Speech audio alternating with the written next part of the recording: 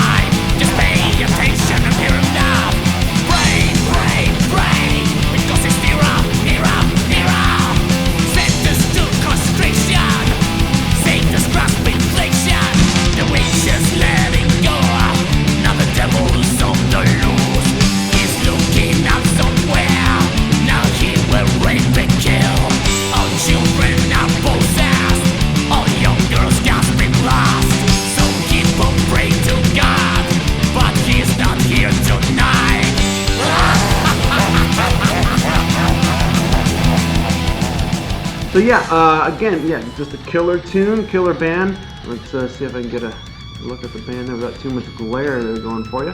And then inside, of course, we have got the lyric sheet there, followed by, of course, cool pictures of the band playing live. It looks definitely like some old school thrash happening there.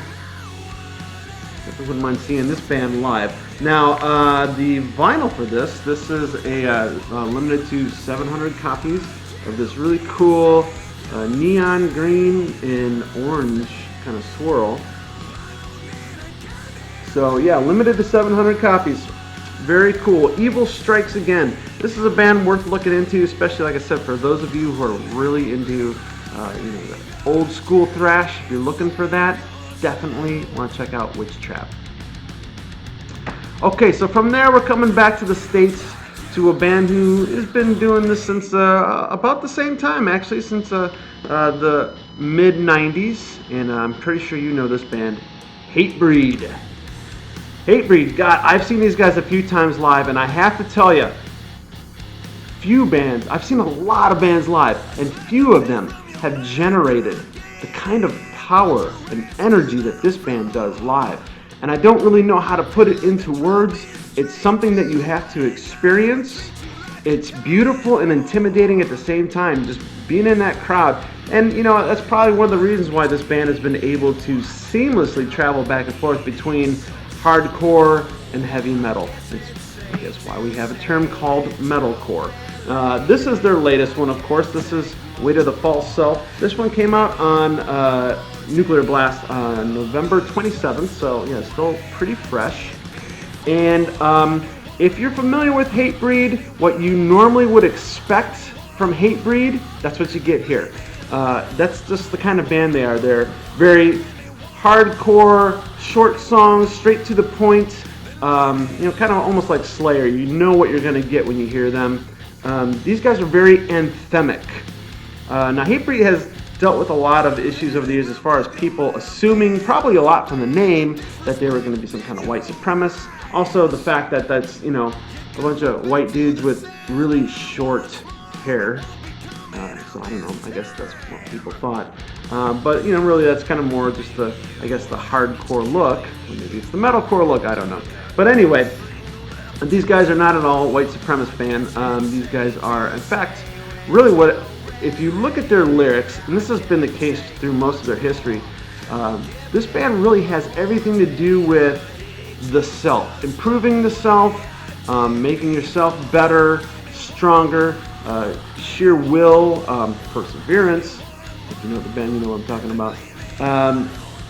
You know, just, and again, you know, that's what the point of this album cover is here, Weight of the False Self, is, you know, he's chipping away at the stone there, is basically getting rid of the junk, getting to the pure self there. So that's what this band has always been about. They've had their issues in the past here and there, but for the most part, I mean, Jamie Johnson, the crew, you know, like I said, they can always depend on this band to come through with their style of music. I'm gonna play you a song right now. This is called, this is the title track actually, Weight of the False Self. If you wanna make a difference in the world, it means you have to be different from the world you see. Free yourself from burdens that you know exist. Don't carry the curse of the fatalist. If you wanna make a difference in the world, it means you have to be different from the world you see. Free yourself from burdens that you know exist. Don't carry the curse of the fatalist. If you wanna make a difference in the world, it means you have to be different from the world you see. Free yourself from burdens that you know exist. Don't carry the curse of the fatalist. If you wanna make a difference in the world, it means you have to be different from the world you see. No victim mindset, raise your standard. Your true self calls and you must answer. Lift the weight of the false self pushing you. Lift yourself up from malevolence. Lift the curse of the fatalist haunting you. Lift yourself out from the death grip.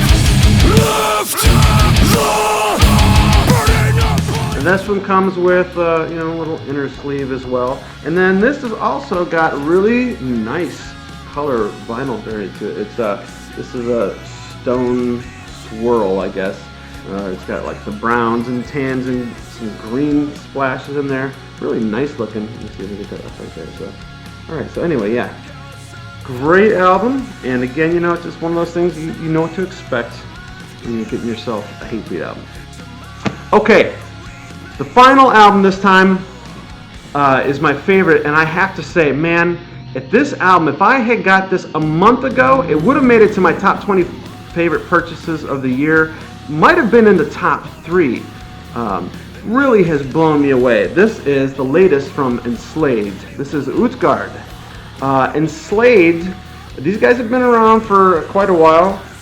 They got started back in the 90s with a lot of the black metal scene.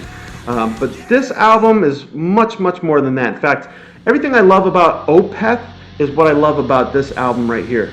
It is got black metal in it, definitely, but it is so varied. It has a lot of Viking metal in it. It has progressive metal in it. It has a lot of Nordic heritage to it, experimentation to it. There's even some synthesizers incorporated. Yes, I said synthesizers.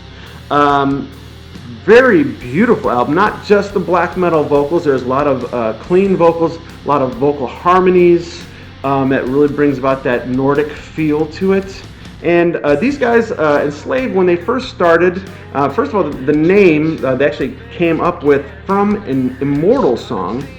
And of course, they, when they got started, they were mixed up with the whole black metal scene. And you can hear that Immortal sound still in the black metal aspects of this band. You can hear in Immortal's influence. And these guys are from Bergen, Norway, so I mean that's of course going to happen anyway. But I mean, just so much more to this than this is not a black metal album. This is, I guess, maybe extreme metal, Norwegian extreme metal.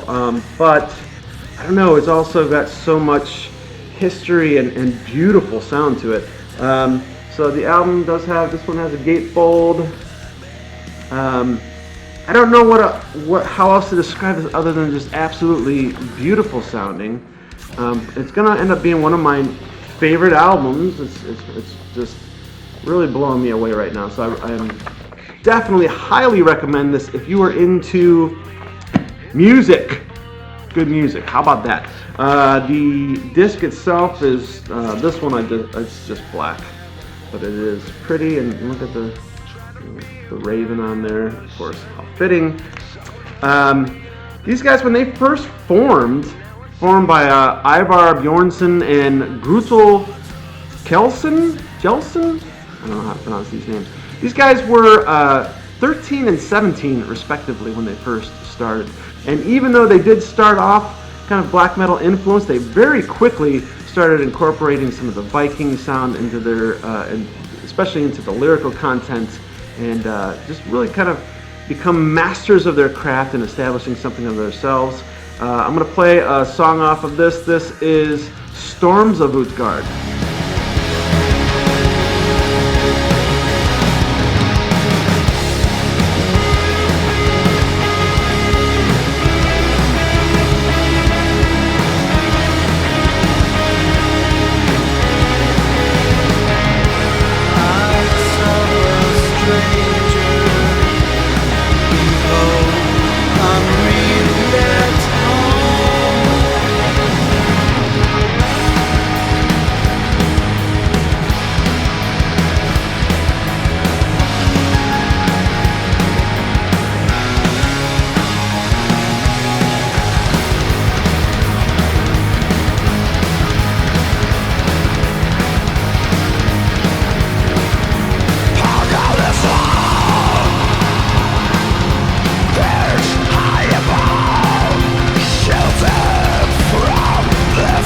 Alright, so that's going to be it for this time.